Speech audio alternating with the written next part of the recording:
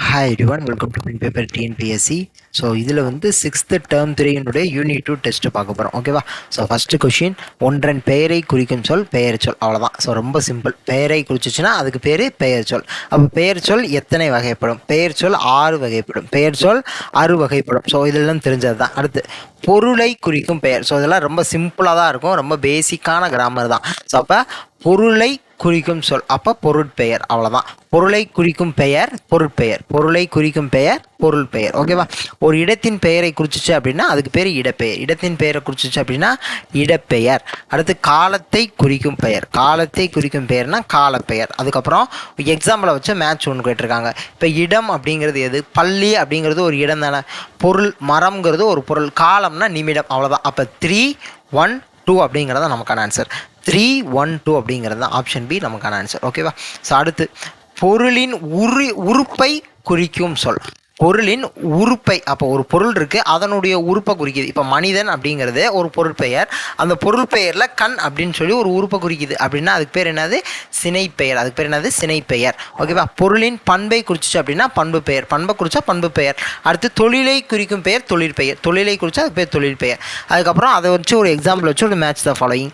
சினைப்பெயர். தலை அப்படிங்கிறது சினைப்பெயர். ஏன்னா ஒரு பொருளினுடைய உறுப்பை குறிக்குது. இப்போ மனிதன், அவனுடைய உறுப்பு தலை. அப்படி ஒரு விலங்குன்னு இருக்குது, அதனுடைய உறுப்பு தலை. ஓகேவா? அப்போ சினை பெயர். அப்போ ஃபஸ்ட்டு 3.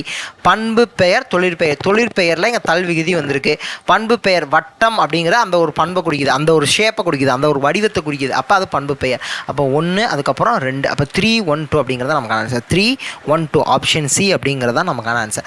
அடுத்து நம் முன்னோர் பெயர் சொற்களை அவை வழங்கும் அடிப்படையில் எத்தனை வகைகளாக பிரிக்கிறோம். ஸோ இந்த இடத்துல நம்ம என்ன கவனிக்கணும்னா, பெயர் சொற்களை அவை வழங்கும் அடிப்படையில், இந்த வார்த்தை தான் முக்கியம். அவை வழங்கும் அடிப்படையில் எத்தனை வகையாக பிரிக்கலாம் அப்படின்னா 2 வகையாக பிரிக்கலாம். என்ன அப்படின்னா இடுகுறி பெயர், காரண பெயர் அப்படின்னு சொல்லி பிரிக்கலாம். அப்போ சில பொருள்களுக்கு காரணம் கருதாமல், இவ்வளோதான், காரணம் கருதாமல் பெயர்களை இட்டு வழங்குவது அப்படின்னா அதுக்கு பேர் இடுகுறி பெயர். காரணம் கருதவில்லை அப்படின்னா அதுக்கு பேர் இடுகுறி பெயர். இந்த இடுகுறி பெயர் எத்தனை வகைப்படும் அப்படின்னா இடுகுறி பெயர் 2 வகைப்படும். காரணம் ஏதுமின்றி. அப்போ அடுத்த கொஸ்டின் என்னன்னா காரணம் ஏதுமின்றி. அப்போ இங்கேயே வந்துடுச்சு இது இடுகுறி பெயர்னு. அப்போ காரணம் ஏதுமின்றி பொதுத்தன்மை கருதி. அப்போ இடுகுறி பொதுப்பெயர். அவ்வளோதான். பொதுத்தன்மை கருதி ஒரு பொருளுக்கு இட்டு வழங்கிய பெயர் இடுகுறி பொதுப்பெயர். காரணம் ஏதுமின்றி அப்படின்னாலே நமக்கு இடுகுறி அப்படிங்கிற இந்த வார்த்தை வந்துருச்சு, அதில் பொதுத்தன்மைன்னு வந்துச்சு, அப்போ பொதுப்பெயர். அப்போ இடுகுறி பொதுப்பெயர். அதுக்கப்புறம் இடுகுறி பொதுப்பெயருக்கு எடுத்துக்காட்டு மரம் அப்படிங்கிறது. இப்போ நாற்காலி அப்படின்னு வராதப்பா.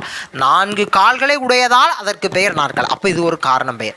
கருப்பாக இருக்குது, அப்புறம் கரும்பலகை அப்படின்னு. அப்போ அணி அப்படின்னா அழகுபடுத்துவதற்காக அணி வருது அப்படின்னா அது ஒரு காரண பெயர். அப்போ இந்த இடத்துல இடுகுறி பொதுப்பெயர் அப்படின்னா மரம். இதுக்கு ஏதாவது காரணம் இருக்கா? இல்லை. அப்போ இது ஒரு இடுகுறி பொதுப்பெயர். அவ்வளோதான்.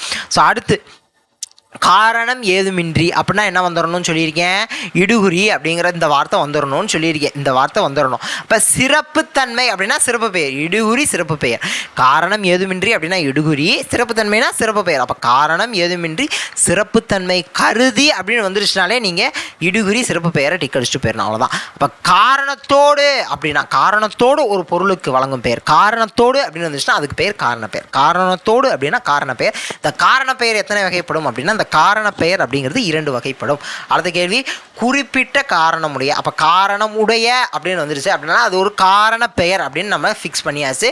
எல்லா வகை பொருட்களையும் பொதுவாக, அப்போ அது பொது பெயர். அப்போ காரண பொது பெயர். அவ்வளோதான்.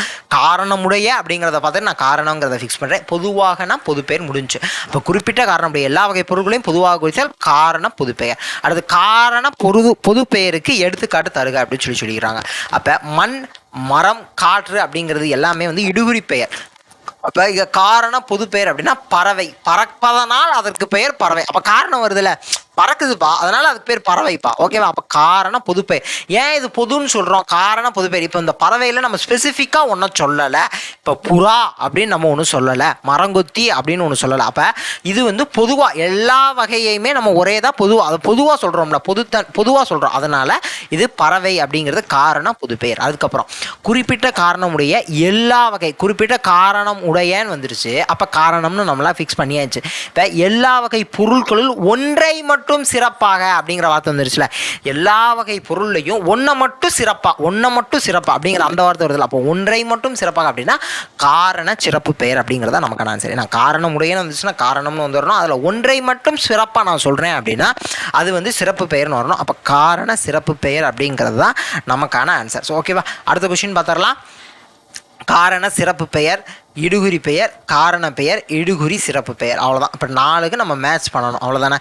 இப்போ காரண சிறப்பு பெயர் அப்படின்னு இப்போ வளைஞ்சு இருக்கிறதுனால அதுக்கு பெயர் வளையல்ப்பா. வளைஞ்சு இருக்கிறதுனால அதுக்கு பேர் வளையல். பட் வளைஞ்சு இருக்கிற எல்லாத்தையுமே நம்ம வளையல்னு சொல்கிறோமா? கிடையாது. வளைஞ்சு இருக்கிறதுல இந்த வளையலை மட்டும், கையில் போடுற வளையலை மட்டும் வளையல்னு சொல்கிறோம். அப்போ இது காரண சிறப்பு பெயர். பட் அடுத்த ஆப்ஷனை பாருங்களேன். வளையல் காரண சிறப்பு பெயர் நமக்கு ஏற்கனவே கன்ஃபார்ம் பண்ணியாச்சு. மரங்கொத்தி, பறவைங்கிறது பறக்குதுப்பா, அதனால் அது காரண பொது பெயர்னு சொன்னேன். அதில் மரங்கொத்தி அப்படின்னு ஒரு பறவையை ஸ்பெசிஃபிக்காக உள்ளே போகிறப்ப மரத்தை கொத்துது, அதனால் அந்த பறவைக்கு அது மரங்கொத்தி அப்படின்னு சொல்லி நான் ஸ்பெசிஃபிக் பண்ணுறேன் அப்படின்னா புரியுதுல. இப்போ மரங்கொத்தி, மரத்தை கொத்துது, அதனால் அதுக்கு பேர் மரங்கொத்தி. பறக்கிறது அது பறவை, அதில் ஒன்று ஸ்பெசிஃபிக்காக மரங்கொத்தி, மரத்தை கொத்துறதுனால மரங்கொத்தி அப்படின்னு நான் ஸ்பெசிஃபிக்காக உள்ள போகிறேன். அப்போ இது ஒரு காரண சிறப்பு பெயர் தானே. இப்போ வளையல் அப்படிங்கிறதையும் காரண சிறப்பு பெயர், மரங்கொத்தி அப்படிங்கிறதும் ஒரு காரண சிறப்பு பெயர். அப்போ இந்ததும் ஆப்ஷனும் காரண சிறப்பு பெயருக்கு மேட்ச் பண்ணலாம், இதையும் நான் மேட்ச் பண்ணலாம். அப்போ ஏக்கு நான் என்ன மேட்ச் பண்ணலாம்? 2ஐயும் மேட்ச் பண்ணலாம், 3ஐயும் மேட்ச் பண்ணலாம். பட் அடுத்தடுத்த ஆப்ஷன் வர்றப்ப எனக்கு ஆனால் கரெக்டான ஆன்சர் கிடச்சிடும். ஓகேவா. அப்போ இடுகுறி பெயர் அப்படின்னு நான் ஃபிக்ஸ் பண்ணுறேன். இடுகுறி பெயர் அப்படின்னா மண் அப்படிங்கிறது இடுகுறி சிறப்பு இடுகுறி பெயர். ஓகேவா. மண்ணுங்கிறது இடுகுறி பெயர். இப்போ இடுகுறி சிறப்பு பெயருங்கிறது வாழை. மரம் அப்படிங்கிறது இடுகுறி பொது பெயர். அதில் ஒன்று ஸ்பெசிஃபிக்காக வாழையை மட்டும் சொல்கிறாங்க அப்படின்னா அது இடுகுறி சிறப்பு பெயர். கரெக்டு தானே.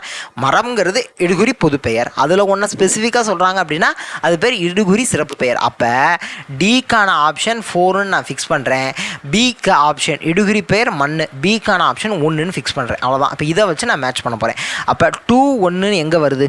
2 1ன்னு இங்கே வருது, 2 1ன்னு வருது. பட் டிக்கு 4ன்னு வரல. அப்போ இந்த ஆப்ஷன் வராது. வேறு 3 1ன்னு எங்கேயாவது வருதா? 3 1ன்னு இங்கே வருது, பட் ஆப்ஷன் 4 வருது. அப்போ இதுதான் சி அப்படிங்கிறதா நமக்கான கரெக்டான ஆன்சர். அப்போ சி அப்படிங்கிறத நமக்கான 3 1 2 4 3 1 2 4 அப்படிங்கிறத நமக்கான கரெக்டான ஆன்சர். அப்போ சிக்கு வந்து என்னது? 2ன்னு வரணும். அப்போ சிக்கு காரண பெயர் அப்படிங்கிறது வளையல் அப்படிங்கிறது காரண பெயராகவும், இடுகுறி பெயர் காரண சிறப்பு பெயராக வளையல் மற்றும் மரங்கொத்தி இதை வந்து காரண சிறப்பு பெயராகவும் மேட்ச் பண்ணியிருக்காங்க. ஸோ ஓகேவா. ஸோ என்ன அப்படின்னா 2 ஆப்ஷனும் நமக்கு இருக்கிறப்ப நம்ம எதை கரெக்டாக மேட்ச் பண்ணணுங்கிறத நம்ம ஆப்ஷன்லேருந்து எலிமினேட் பண்ணி கொண்டு போயிடலாம். அதுக்கப்புறம் ஒரு கலைச்சொல் அறக்கட்டளை. அறக்கட்டளை அப்படின்னா ட்ரஸ்ட். அறக்கட்டளை அப்படின்னா ட்ரஸ்ட். அப்போ ஃபஸ்ட்டு இதுக்கு 5, அடுத்து தன்னார்வலர்னா வாலண்டியர், அடுத்து 5க்கு அப்புறம் 3 இளம் செஞ்சிலுவை சங்கம். இளம்னா ஜூனியர், செஞ்சிலுவை சங்கம் ரெட் கிராஸ் அப்படிங்கிறது. ஸோ அப்போ சிக்கு வந்து 4. அதுக்கப்புறம் சாரணியர்னா ஸ்கவுட் அண்ட் கைடு. சாரணியர்னா ஸ்கவுட் அண்ட் கைடு. அப்போ 2 சமூக சேவகர் சோசியல் ஒர்க்கர். அப்போ 1.